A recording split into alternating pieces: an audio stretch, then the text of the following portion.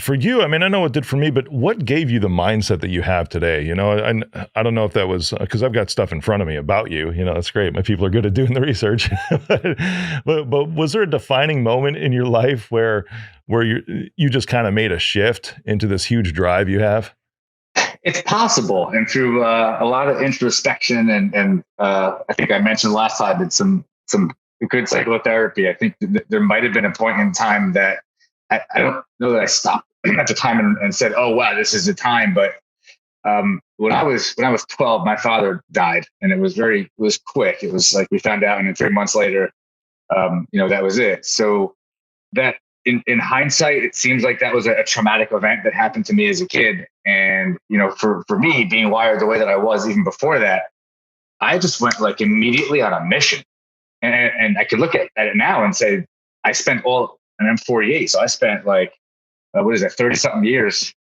30 years running towards something, but I didn't know what the heck I was running towards or after, so to speak. And at the same time, I discovered that I was running away from something too. So it's like I'm running away from something, running towards something. And in a weird way, that created this entrepreneurial searching, wanting to constantly improve, wanting to constantly reach new heights. And it probably was that pretty traumatic event that happened that probably started that whole thing in motion. I don't know what would have been in my life if that didn't happen. I would have had a different path. But it seems to make sense. I share that with you, my man, because my dad died when I was 16. So you're really talking pretty much the same age for the most part, the same period in life. And are you the oldest in your family? Do you have younger siblings? There's two of us. Okay. Yep. I have a brother who's 8 years younger. Gotcha. And if I gotta just add this. So as a result of that, and I'm going to be real with you. So I had a sort of, my upbringing after that was I kind of had to find my own way. It was a dysfunctional type of environment in a lot of ways. So, I'm finding my own way, and we didn't have anything. Like I know the government sent us a check every month from me and my mother and my brother. And we lived in a little garden apartment, and that's how we were living before. But at least my father was making money. My mother is apparently, I don't speak to her a lot. It's an unfortunate outcome of that type of thing so long ago, but she apparently was watching my videos the other day and texted me and was surprised to discover that we were poor. She's like, she took things. This is a good segue. She took things personally. She didn't see the videos and the things I put out for what they really are, which are like we're doing now. They're to help people, to bring awareness, to learn, to look in the mirror. So I said to her, well, when you were buying me sneakers at a store used to be called Marshall's, used to be a store that I think is still around. When you were buying me sneakers for $5 at Marshall's, and I got made fun of at school every day for wearing sneakers that looked like I was wearing plastic garbage bags. That's not something that happens to wealthy kids or upper middle class or middle class. I mean, there's a lot of things I can tell you about that I experienced as a child because we were poor. And it was a weird shock because she never stopped to look at it that way. That's interesting, man. I'm going to get real vulnerable with you today too, because I have a similar relationship with my mom that came out of that scenario too. And being boys and being teenage boys when we were going through this, it's not the closest time for a mother and son to be bonding. A lot of that happens between mother and son when you're sub 5 years old, younger than 5. And that's when you need a mom for all the nurturing that she provides. And then it's just a natural transition for a boy to switch into this to where they start to attach a little bit more to their dad. And I see this in my sons, because I have 2 sons and I have a daughter, and you can see the shift, and the shift happens between that 5 to 10-year-old time period. So at least for me, when my dad was now out of my life, it was already in a state to where there was distance between my mom and I just because I was a teenage boy.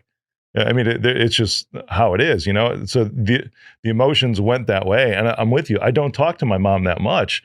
Every conversation is great that we have, but there's not much to relate to some of the times, and she wants me to succeed. I don't think she's ever watched a single show, whatsoever, but that's okay. It's not that she doesn't want to, because she loves all the success, and she even puts me up as kind of like the poster child of the family because of the success that I have.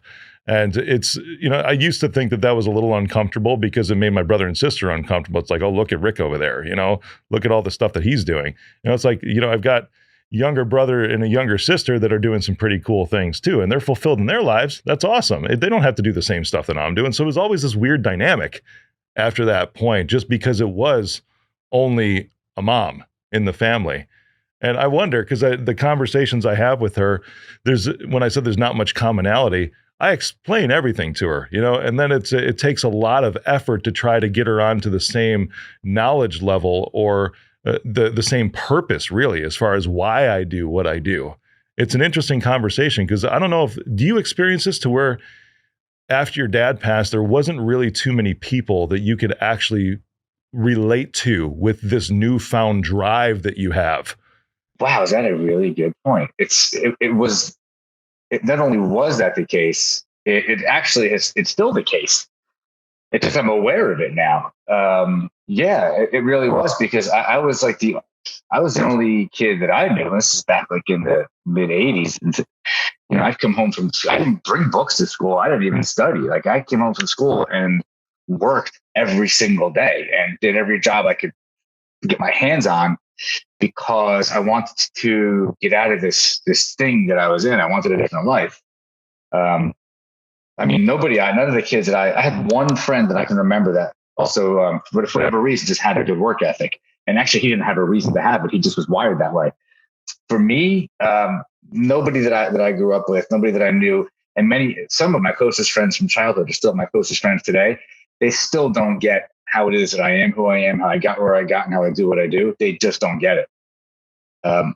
So it's. I was sitting in my house in Jersey before we moved 2 years ago. We had a pool in the backyard, and as is typical, my wife's friends. I became friendly with many of the husbands, and so our kids were there, and it was 5 couples with all the kids. We're sitting in my pool, and all the guys are around. We're just kind of talking, and they're talking about horse racing, going to Atlantic City, which is a place in New Jersey. They're talking about sports. They're talking about all these things. And I have nothing to contribute, because my days are consumed with business thoughts, working with clients, talking with other entrepreneurs. And I don't have time to watch TV. I don't have time to go gamble. I don't have time to go watch horse racing. These things, or to watch sports, frankly, these things aren't I don't have time.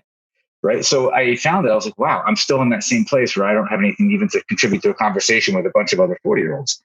That's not the case when I'm in a different environment with other entrepreneurs. We go and go and go and have these awesome, creative, inspiring, great conversations, and we share war stories. It's still the same. Yeah. Still the same. Man, I'm with you, because my heart goes that makes to sense. you. I'm not sure. Oh, it does completely, because it's all good. I'm happy. It's wonderful. I hear you. And I've always been that way too. I've always been happy since that point. And I was tying a lot of my fulfillment to accomplishments, and I just started realizing, even over the past couple months, that it wasn't so much the accomplishments, that the accomplishments have become, for me, ever since my dad passed, more like a coping mechanism, because I drive into everything with everything that I am. All in. It's the name of the show. That there's a reason the name of the show is that. It's because that's at my heart and core of everything that I jump into. I'm just completely all in. And it's because, mechanism. Yeah, that's exactly it. I know it is for me. It's just the accomplishments, you try to find the fulfillment in that. And I know at some point. No, that's so true.